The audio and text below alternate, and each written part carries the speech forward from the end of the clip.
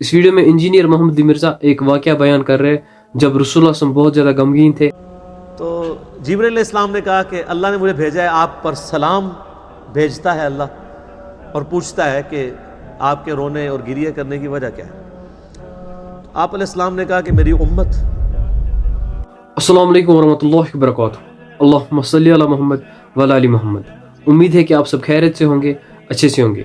اس video میں engineer محمد دی مرزا ایک واقعہ بیان کر رہے ہیں جب رسول اللہ صلی اللہ علیہ وسلم بہت زیادہ غمگین تھے، رو رہے تھے، تو اللہ نے جبریل علیہ السلام کو ان کے پاس بھیجا. پھر آپ دیکھیے کہ رسول اللہ صلی اللہ علیہ وسلم نے جبریل علیہ السلام کو کیا کہا کہ میں کیوں رو رہا ہوں، میں کیوں غمگین ہوں. اس ویڈیو میں انجینئر محمد دی مرزا یہ بیان کر رہے ہیں. میری آپ سب سے گزارش ہے آپ اس ویڈیو کو پورا دیکھیے. سر ہم اس ٹینشن میں زندگی گزارتے ہیں کہ ہمارا رب ہم سے راضی ہو، اور رب کیا فرما رہا ہے؟ اے نبی ہم آپ کو اتنا دیں گے کہ آپ اپنے رب سے راضی ہو جائیں گے. بالکل 180 ڈگری ہے سر، پوائنٹ ٹو بی نوٹڈ. ہم کہتے ہیں کہ ہمارا رب ہم سے راضی ہو، اور اللہ کیا فرما رہا ہے؟ اے نبی ہم آپ کو اتنا دیں گے کہ آپ اپنے رب سے راضی ہو جائیں گے. یہ بہت بڑی شان ہے. اسی کانٹیکسٹ میں ایک صحیح مسلم میں حدیث ہے بڑی رکت انگیز. نبی صلی اللہ علیہ وآلہ وسلم ایک دن امت کے غم میں اتنا روئے کہ اللہ تعالیٰ نے حضرت جبرائیل کو بھیج دیا کہ پوچھو. حالانکہ اللہ کو تو پتہ ہے. تو جبرائیل علیہ السلام نے کہا کہ اللہ نے مجھے بھیجا ہے، آپ پر سلام بھیجتا ہے اللہ اور پوچھتا ہے کہ آپ کے رونے اور گریہ کرنے کی وجہ کیا ہے. آپ علیہ السلام نے کہا کہ میری امت. پھر آپ علیہ السلام نے سورہ ابراہیم کی آیات تلاوت کی کہ حضرت ابراہیم نے کہا تھا اے اللہ جو نیکوکار بندے ہیں وہ میرے ہیں، اور بروں کو تیرے کھاتے میں ڈال دیا کہ تو جانے ان کا معاملہ.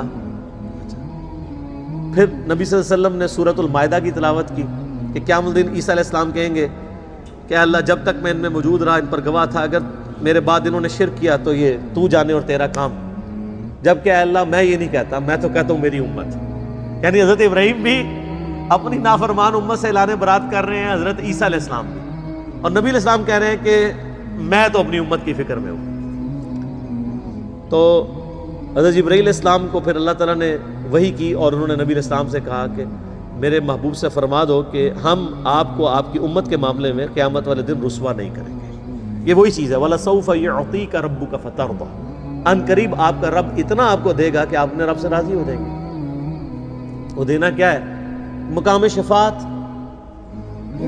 آپ صلی اللہ علیہ وآلہ وسلم کی شفاعت کی برکت سے امت کے گنہگار لوگوں کی بخشش ہو جائے گی انشاءاللہ تعالی. اللہ تعالی ہم سب کو قیامت والے دن اپنے محبوب صلی اللہ علیہ وآلہ وسلم کی شفاعت نصیب فرمائے.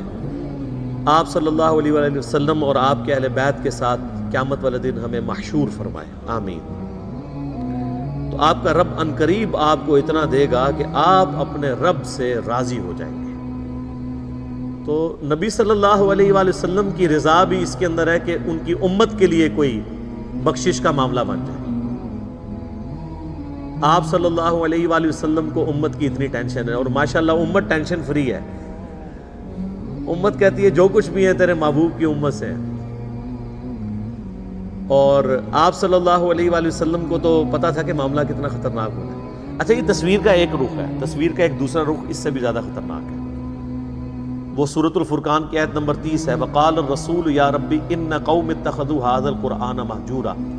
قیامت والے دن نبی صلی اللہ علیہ وآلہ وسلم شکایت کریں گے کہ اے اللہ میری امت نے قرآن کو پیٹھ کے پیچھے ڈال دیا تھا. نبی علیہ السلام نے اپنی امت کی شکایت بھی لگانی ہے جنہوں نے قرآن کو چھوڑ دیا، قرآن کی تعلیمات سے روگردانی کر دی. اسی لیے آپ دیکھیں کہ نبی علیہ السلام نے حجۃ الوداع کے موقع پر بھی فرمایا قرآن اور سنت. غدیر خم پہ فرمایا قرآن اور اہل بیت. قرآن کو آپ نے کہیں نہیں چھوڑا، اور فرمایا قرآن میں ہدایت ہے، نور ہے، یہ اللہ کی رسی ہے، اسے پکڑو، جو اسے پکڑے گا وہ ہدایت پہ ہوگا، جو چھوڑ دے گا وہ گمراہ ہو جائے گا.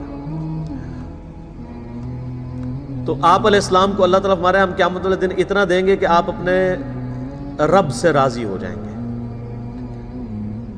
یہ ویسے گارنٹی آپ علیہ السلام کے لیے تھی. یہاں پہ لوگ کہتے ہیں نہیں فلاں بزرگ کے آپ مرید ہو جائیں، انہوں نے تو وعدہ کیا کہ میں اس وقت تک جنت میں نہیں جاؤں گا جب تک اپنے ماننے والوں کو نہ لے جاؤں. تو یہ تو گارنٹی صرف ایک شخص کے لیے ہے کہ جس کے ہاتھ پہ شفاعت کا دروازہ کھلنا ہے، جس کو اللہ نے راضی کرنا ہے. آپ کے بزرگ بابوں کو راضی کرنے کی کوئی اللہ نے گارنٹی نہیں لی ہوئی ہے. وہ تو اپنی بھی مغفرت کروا لیں تو بڑی بات ہے. اللہ پہ کسی کی کوئی دھونس نہیں ہے. ٹھیک ہوگا جی. اللہ تعالیٰ سے دعا ہے جو حق بات میں نے کہی اللہ تعالیٰ ہمارے دلوں میں راسخ فرمائے. اگر جذبات میں میرے منہ سے کوئی غلط بات نکل گئی اللہ تعالیٰ ہمارے دلوں سے ہی محو کر دے. ہمیں کتاب و سنت کی تعلیمات پر عمل کر کے دوسرے بھائیوں تک پہنچانے کی توفیق عطا فرمائے. سبحانک اللہم و بحمدک اشہد ان لا الہ الا انت استغفرک و اتوب الیک وما علینا الا البلاغ المبین. جزاکم اللہ خیرا.